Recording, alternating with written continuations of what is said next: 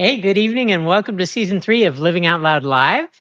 I'm Vicki, middle-aged fairy effing princess, transgender lesbian wife, mother, sister, friend, activist, feminist, LGBTQIA plus member and defender, part of the Orlando Come Out with Pride transgender and non-binary task force, and one of the producers of the show you're going to love or hate, depending on which side of the dipstick MAGA gap you stand on. With me are, as always, are my beyond amazing co-creators, collaborators, partners in crime. In short, my co-host sisters and closest dearest friends, Jaime and Laura. Jaime, please go ahead and introduce yourself. Hi, I'm Jaime Jara. I'm a high school history teacher, founder of nonprofit organizations Mom for Hope, Dads for Hope, and I'm a mom of 3 amazing kids, 2 boys, Jaden and Jackson, and 1 sweet girl, Dempsey, who just turned 13 and who also happens to be transgender. My husband Dennis and I, along with our kids, have been featured on high-profile news media highlighting our journey. With our resilient daughter, we founded our nonprofit to help mobilize and offer to support other parents on a similar journey. And together we seek to comfort and lead with light through this difficult environment. Oof, so difficult. Yes. Right now, absolutely. So let me introduce myself. I am Laura. I am Laura of Living Out Loud with Laura. Let's see. Since I have had to go on a chronic illness journey, I've had to step back from a lot of the things that I used to do to advocate it out physically. And I am trying very hard to be a positive online presence where I am providing support and tips to help teach people how they too can learn to be loud, proud allies and accomplices. And I'm the mother to 2 beautiful adult LGBTQIA plus children. One of my daughters is pansexual and the other one is transgender polyamorous lesbian. So like she's trying to collect all the letters on that one. She is what brought me to, she's the one that is what brought me to my switching gears. I used to be pretty dang conservative prior to 2018, and I've done an about face, and I want to make sure people understand that it's okay to learn, listen, and adjust your thoughts. So I'm hoping to be able to teach other parents and loved ones how to love their LGBTQIA plus children out loud. Excellent. Thank you, ladies. Every week, we invite you to eavesdrop on our virtual Girls' Night Out, where if there's tea to spill or trash to talk, you know we will. All of our opinions are just that, our opinions. So if you're easily offended, we're going to offend you. We are not intended for younger audiences. We are interactive through our online chat.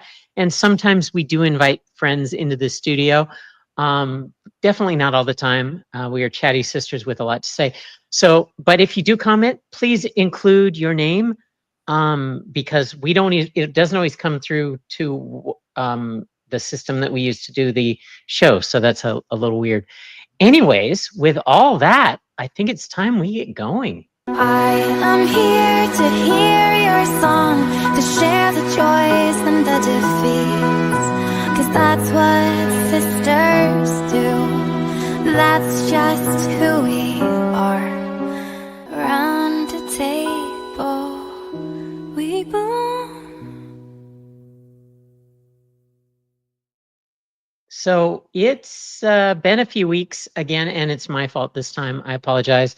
I was recovering from my top surgery, which we discussed the last time we were all together, and I got a really bad infection with a shard of glass deep in my foot, and I ended up in the hospital for a week and had to have surgery. So tonight I'm post antibiotics, and I'm having some box wine and getting ready for the holiday celebration. What else is going on out there, and what are we drinking tonight, Laura? Well, I actually have switched it up a little bit this evening. I am having an iced hot chocolate with coffee, and I put some Baileys in it. So I'm not sure what you call it, but it's very yummy and caffeinated. As for me, I've been having a lot of fun getting ready for Christmas. I've been, I just finally let people know that I started making earrings as a hobby. So if you run into me out in the world, please ask me for a pair of earrings. I do nothing with them. It's a hobby. I'd love to gift them to people just because. So feel free, please ask me for them. That's about it. Although I do want to just mention one thing, because I am a little self-conscious about it. Part of my Ehlers-Danlos, when I am not feeling well and I get in a flare, I get something called raccoon eyes. And they're very bad right now. And I have as much foundation and concealer and everything possibly on them. But I promise you, I've not been punched in the face. They are not bruises. I just, it is what it is. So I'm very, very self-conscious about it. I normally wear very big sunglasses. Jamie? Oh, I'm one day away from Christmas vacation. Yeah, Desperately needed. The last day of school is tomorrow. I got told I was doing a presentation when we returned from school that I wasn't aware I was giving. What else? My car is in the shop because a lawnmower flew over the median and hit my car, and that's an amazing amount of money I'm going to have to spend. My oven broke, and I have people coming in from New York for Christmas. And so there's that. It's been a very expensive, exhausting week for me. But I am very much looking forward to tomorrow. I think the fastest time I'll make it to my classroom door, if I time it, will be tomorrow. I am planning on getting out of there before the students. So if anybody from my school is watching, I may or may not leave before the bell rings. So there's that. And wanted to say hello. I didn't change up my regular. I'm still drinking wine, and I gave myself an extra pour because no one's home. Oh yeah, glass. Nobody's home to assist. Yeah, it's a good night tonight. Debbie and I went to high school together at Lutheran High School. So Debbie, welcome. And she also mentioned she follows Laura. That's great. Barbara, good to see you. Welcome. Nelson, great. Nelson, it's wonderful. Wonderful to see everybody. We had karate together. Love it. It's going to be a fun night. To add on to what's going on, we are getting ready for our second annual New Year's Eve party, which is going to be a disco glam, elegant, and family-friendly party. We still have a few spots left. So if you're on my Facebook friends list, please let me know if you're able to attend. I'll add you to the invite. A couple of big updates. First of all, we are having a robot bartender mixing up old fashions, cosmopolitans, and espresso martinis and margaritas for the event. Second, food has been decided. We are having a taco bar, ground beef, chicken, and fajita vegetables, along with rice and beans. And we'll have salad if anybody just wants to make a salad. If you're already on the guest list, please let me know what your final tally of pluses is and what you will bring side dish or dessert-wise. And finally, I got this rather cryptic message in our mailbox with our party logo on it. And it says basically, "Dear Ladybug Sisters, I have found a way into your New Year's Eve party. One of my enemies is there and I plan to murder them and frame you and your friends for it. There will be panic at the house of Ladybug for sure." So we will definitely be having a Panic at the Disco? A Ladybug Angels murder mystery party. If you're on the invite, I put up the list of possible roles you could play if you want to participate. I'm hoping everybody will. So, and there will be more instructions, but go ahead and take a look through and see what it is. Yeah, so we got a lot going on. And with that, I think we're going to go to starting out our main topic for tonight. So wonderful. Video, here we go.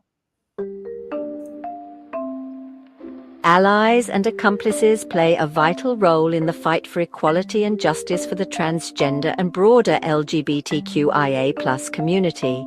But what is the difference between being an ally and being an accomplice?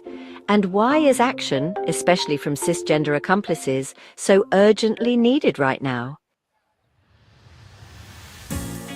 An ally is someone who supports a cause, who uplifts the voices of marginalized communities and stands in solidarity. Allies amplify our stories, use inclusive language, and challenge discrimination in their daily lives. But an accomplice? That's different. An accomplice doesn't just stand in solidarity. They take action. They risk their own comfort, privilege, and sometimes safety to actively dismantle systems of oppression. Accomplices join us on the front lines of protests, in courtrooms, and in legislative chambers. They understand that their role isn't just to support, but to help protect us and fight alongside us. Today, transgender people are under attack like never before. From laws criminalizing gender-affirming care to bills targeting our existence in public spaces, the stakes couldn't be higher. For many of us, non-compliance with these laws could mean arrest or worse. This is where cisgender accomplices must step up. Laws targeting marginalized groups are often designed to isolate and silence them. But when accomplices, especially cisgender ones, stand shoulder to shoulder with us, those systems of oppression are disrupted. Your privilege can shield us, but only if you choose to use it. Show up at protests, call out injustice even when it's uncomfortable. Speak to your legislators, educate your family and community. These actions aren't optional, they're necessary. History has shown us that fascist governments don't stop at one group. Once they have decimated a single marginalized community, they find another manufactured enemy to keep control. Today, it's transgender people. Tomorrow, it could be someone else. The fight for transgender rights is a fight for all of our humanity. So I ask you, are you an ally or are you an accomplice? Let your actions answer. Stand with us, fight with us, and together, let's build a future where no one has to fight alone. Join local protests. Support organizations fighting anti-trans legislation. Speak up in your communities. And most importantly, take action. Equality is not a privilege, it's a right. Stand with us. Yeah, I think that pretty much sums up kind of where we're at. It does. And hopefully that's clear enough. I mean, there's several examples of everything that's been going on, especially here in Florida with a lot of the legislation. And now with some of the bills that are passing in Washington, some of the exclusionary tactics that are being put into play, even for the congressional, building that where the it's amazing that we are on this kick where it's easier to marginalize and vilify us. And I work for Disney, full disclosure. We had some stuff happen this week that where Disney made a statement where it's actually caused horrible ripples internally with people like me who are transgender, wondering where the company stands. And I've had now 12 different people message me going, what's going on and what can I expect? And I can't reveal too much. I have some insight into it, but we can talk about that as well. But is that explanation clear enough? Are there any other examples that we can help people differentiate? I think I want to try to tackle it from a little bit of a different stance. I think the allies and accomplices are great, but I'm going to kind of change it a little bit. I think what a lot of people don't understand are that allies are part of the LGBTQIA plus community. They're a big part of that. But I think that has gotten misconstrued into where people just believe that I don't have a problem with LGBTQIA people, so therefore I'm an ally. So I think activist and accomplice is probably a better word for those who are actually really a part of the LGBTQIA plus community. And I think when you become so entrenched within the community as a cis person, and that's all I can say, because I'm speaking for myself, I think that is when you switch over to being an accomplice, because you feel like you're one of the rainbow community. I agree with you. I agree with you, Laura. But I also think that maybe there should be ally activist and accomplice, because I think if you look in history, if you look at, for example, Nazi Germany, right, the classification would be someone behind closed doors saying to their spouse, you know, this is not right, but we're not going to do anything about it to risk our safety. You have people who will openly speak about it, and then you have the accomplices that are hiding people in their attic. So I think there is a very big differentiation between the three. I think there are three. I think a lot of people like to call themselves allies because you're like, I don't have a problem with LGBTQ That's people. exactly. That's You not. know? Yeah. That's trying to be like Switzerland. Yeah. Which even Yeah. they picked a side. Exactly, because you're not really accomplishing anything by, you know, sitting behind your closed door and saying, you know, I don't have a problem with LGBTQ people. Well, that's fine. That's wonderful, actually, except that you're not actually doing anything to make it better for the people that have to live in this community. So, yeah. Yep. And welcome, Andrea. Glad you're home and recovering. That's Yes. super, super exciting. And I know I've talked to you. I'm so happy for you. You know, I won't say what happened, but very happy for you. And yes, Can we talk about Darren Soto? Because I mean, we're not. Yeah, can we talk about this and break this down? The defense bill. The defense bill is horrific. Because we had 37 Democrats who are supposed to be on our side, some who are members of the LGBTQIA plus caucus, actually vote in favor of this defense funding bill, which the Republicans put in deliberately, anti-trans family legislation, so that military parents, a military family, yeah, a daughter, because I'm a daughter and I'm a mother, I'm so freaking offended by this. You have no idea. And right. if it does, you know, it's on the desk of President Biden now. And if it does pass, it will be the first federal legislation against trans people. So there's that too. And the fact that I've met Darren Soto many times. He's met Dempsey. I've been in award ceremonies where he's given awards to our Andrea, who is just commenting. And to me, it's such a slap in the face that you would claim to be a supporter and then vote for this. And I don't like to harp on the negative, so I'm going to put it out there of the people who didn't vote for it. So I do want to give a round of applause for Maxwell Frost, for example, who for me, when I saw it, I was like, you know what, I really need to get to know him better, because I know Darren Soto, but I guess I didn't really know him. You know what I mean? Like these people that are putting on this performative show of who they are, but that's not really who they are, because they don't really care.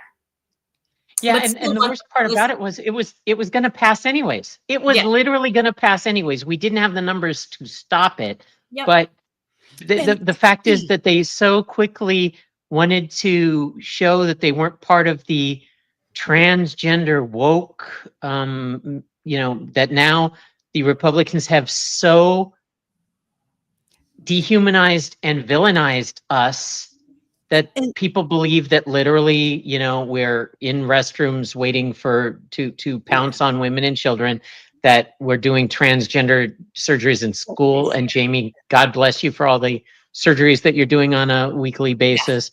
That, you know, we're there trying to bring kids to, you know, indoctrinate kids. Though, when we say that we need to write our Congress and we need to call our representatives, these are the people. We know that there are some on the Republican Party. You will never change no matter what you do. You need to let these people who supposedly stood for us, we voted for, we walked for, know that what they did was wrong. We don't appreciate it, and we want an explanation, and everybody needs to do that. You need to call them, write them, text them, whatever form of communication is best for you.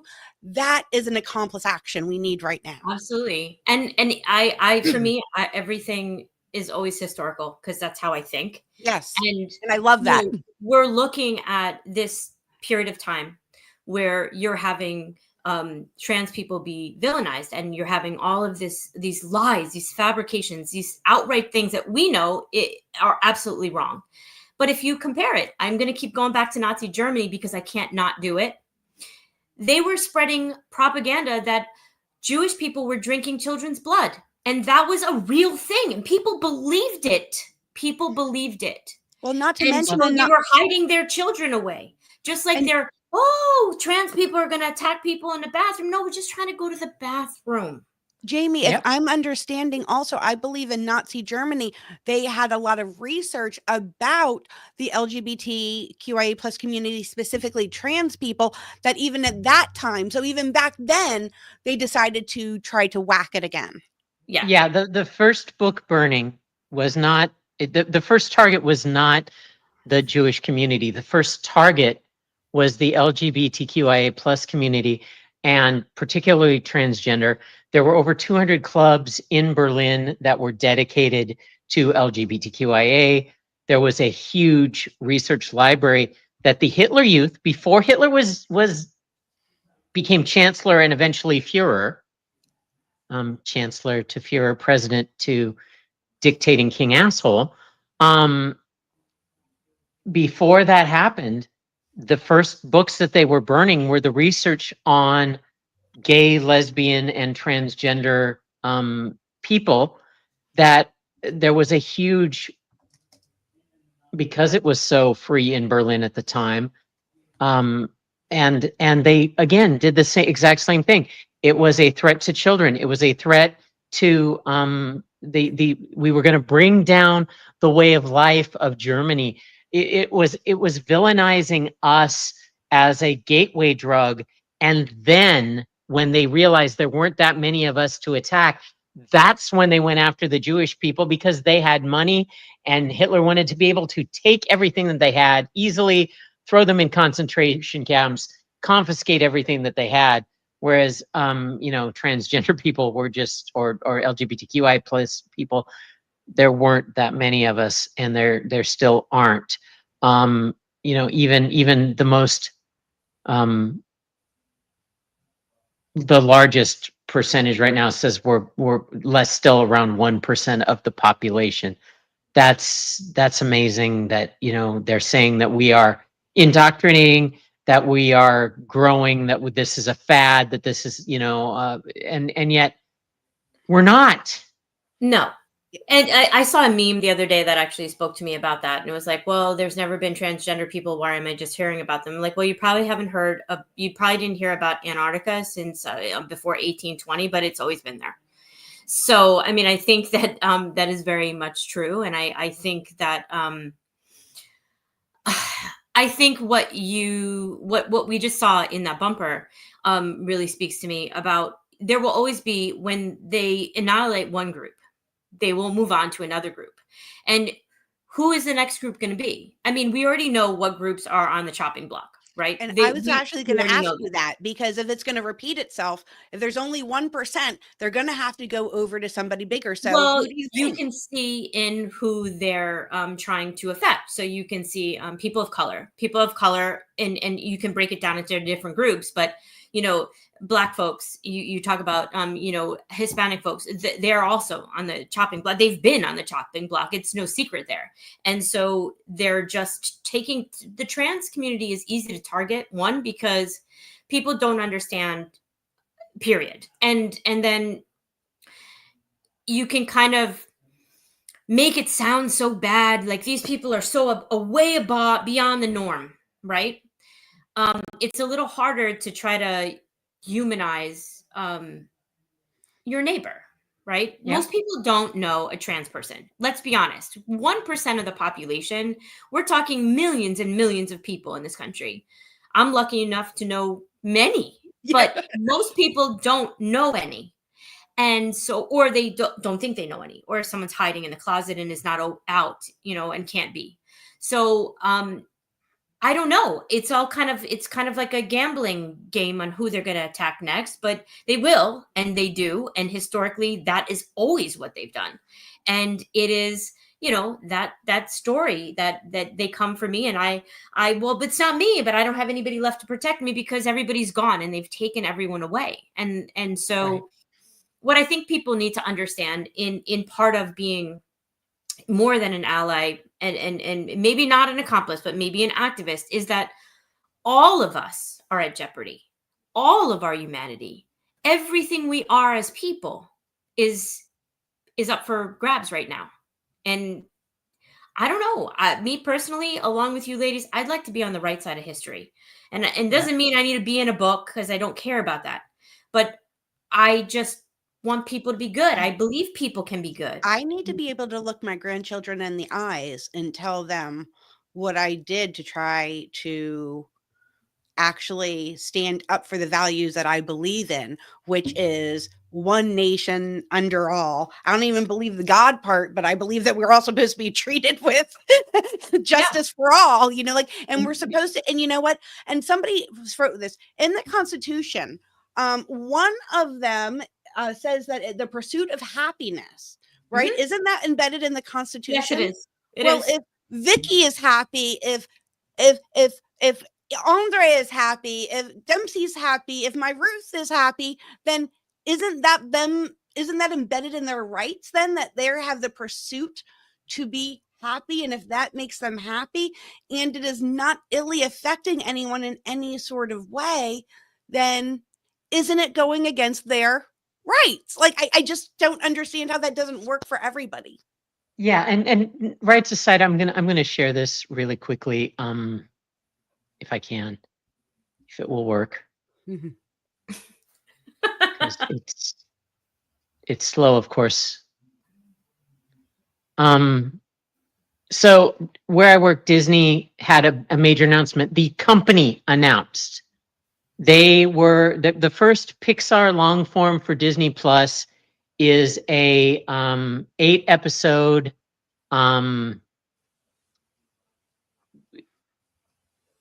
about youth sports, about this team I saw it. of misfits and outsiders. Like the Bad News Bears, right? Like It's called Winner. It's Win or Lose. It's basically the Bad News Bears, Okay. and each one of the kids has something different about them that Mhm. then they come together and it makes a huge difference. Well, they decided after market research to strip the transgender storyline. So now one of the characters is just going to be a cis white girl. But it was a trans girl that It was playing supposed to be a the- trans girl, and and that's I what made saw her different. That was her differentiator. And we talk all the time about we don't want to be pushed because it's convenient. We want to be pushed when it makes sense. This was the perfect opportunity for them to do the right thing and they didn't.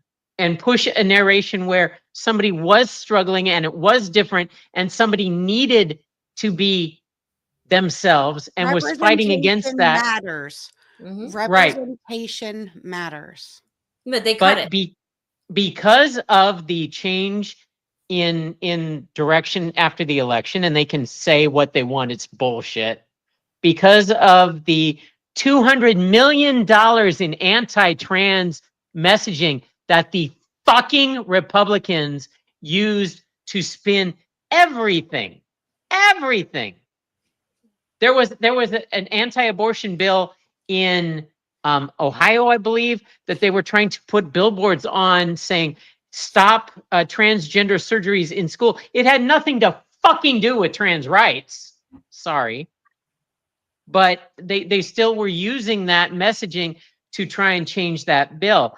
And the company, which has sworn up and down, left and right, that they support us, is literally backing off, kowtowing, and and it's the same thing with our news division, by the way. They're bending the knee to fucking Donald They are Trump. all scared that they're going to be attacked next. And let's face it, Which means that they're not accomplices, because accomplices are willing to give up their privilege.